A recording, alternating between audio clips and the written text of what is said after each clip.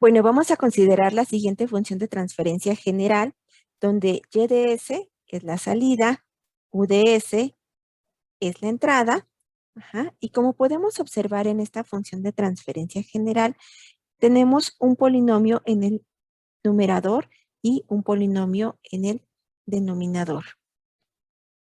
Nosotros para poder determinar la estabilidad de este sistema necesitaríamos descomponer este polinomio en factores. Para un sistema de primer orden es fácil, si únicamente despejamos s y obtenemos la raíz. Para un segundo orden también es fácil, ya que aplicamos la fórmula general y entonces obtenemos dónde están ubicadas estas raíces.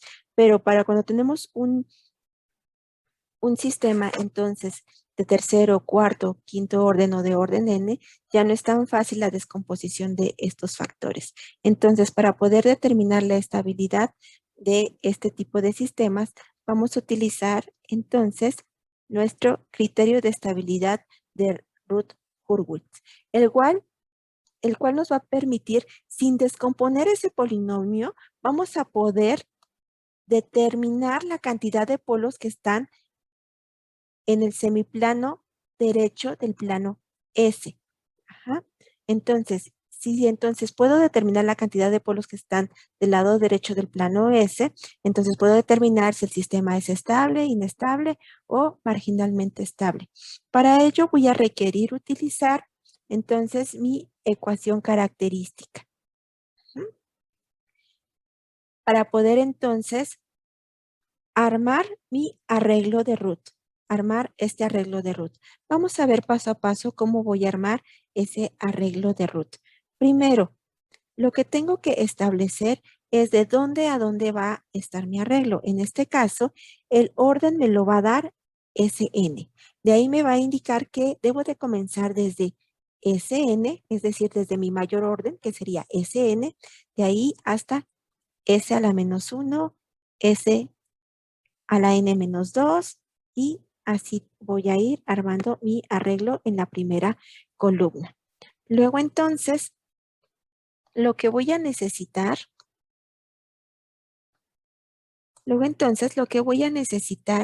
es armar los dos primeros renglones de mi arreglo. Para eso voy a utilizar los coeficientes de mi ecuación característica.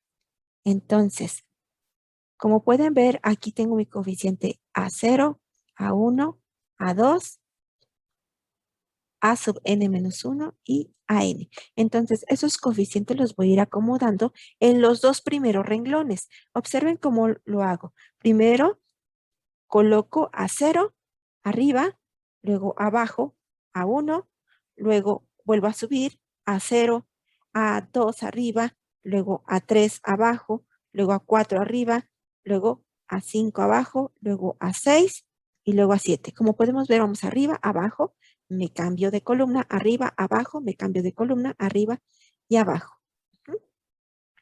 Entonces, debe de quedar claro que esos dos primeros renglones me los va a dar entonces mi ecuación característica. Esos dos primeros renglones los voy a obtener de mi ecuación característica. Luego entonces, para armar mi tercer renglón, que sería en el caso de las Bs, ese renglón de las Bs, ¿cómo lo voy a armar? Lo voy a armar de la siguiente manera. Observen. Si yo tengo para B1, voy entonces a multiplicar A1 por A2 y voy a restar A0 por A3. Y todo eso lo voy a dividir entre A1, como lo tengo aquí. A1 por A2 menos A0 por A3 y entonces lo divido entre A1. ¿Qué es lo que va a suceder entonces para B2? Para B2, entonces voy a multiplicar A1 por A4, como lo tengo aquí. Luego voy a menos A0 por A5, como lo tengo aquí. Y todo eso lo voy a dividir entre A1. Lo mismo sucedería entonces para B3. Ahora, si ya tengo entonces cómo armo el renglón B1, me voy a seguir ahora con mi renglón C1. Vamos a ver cómo voy a obtener ese valor de C1. En este caso, para C1, entonces voy a multiplicar B1 por A3, como lo tengo aquí, menos A1 por B2, como lo tengo aquí, y todo lo voy a dividir entre B1. ¿Mm? Luego, para C2, vamos a ver cómo sería para C2. Para C2, entonces, voy a multiplicar B1 por A5, como lo tengo aquí, menos A1 por B3, dividido entonces entre B1. Y luego entonces me seguiría con C1. Y así entonces iría con D1, con E1, con F1, con G1, dependiendo hasta dónde llegue mi arreglo. ¿De acuerdo? Entonces, una vez que ya armé mi arreglo, ¿sí? Ahora nos dice aquí lo siguiente. Nos dice, la condición necesaria y suficiente para que todas las raíces de la ecuación característica estén del lado izquierdo, o sea, que estén del lado izquierdo me indica que entonces que sea estable, es que, primero, la condición necesaria y suficiente es la siguiente. Primero, que todos los coeficientes sean positivos. Ah, todos los coeficientes de mi ecuación característica. ¿Aquí lo cumple? Sí.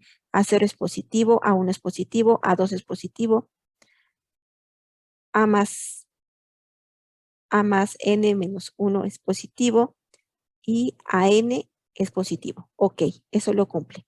Luego entonces, y que todos los términos de la primera columna, los términos de la primera columna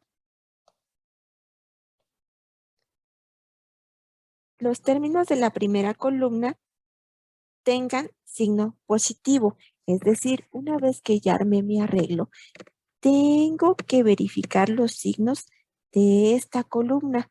Ajá. Tengo que verificar los signos de esa columna. Si todos esos signos son positivos, entonces puedo determinar que el sistema es estable. ¿De acuerdo? Bueno, ¿qué es lo que sucedería? Vamos a hacer varios ejemplos. Vamos a proponer diferentes casos. Por ejemplo, imagínense que aquí tengo un signo positivo, positivo, positivo, positivo, positivo, que estos también, todos los de la ecuación característica, también sean positivos, y que aquí tenga un negativo, negativo, negativo. Y todos los que venían acá también fueran positivos. ¿Qué es lo que sucedería? Observen, aquí entonces vienen todos los signos positivos, positivos, positivos, pero aquí tengo un cambio de signo. Voy de positivo a negativo. Entonces aquí puedo concluir que tengo un cambio de signo y por lo tanto, como tengo un cambio de signo, el sistema sí es inestable ya que tengo un polo del lado derecho. Por lo tanto, el sistema es inestable. Vamos a proponer otro caso.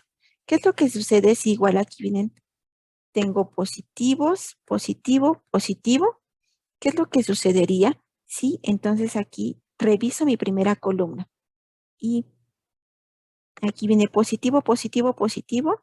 Y aquí viene un cambio de signo porque voy de positivo a negativo. Entonces tendría un primer cambio de signo.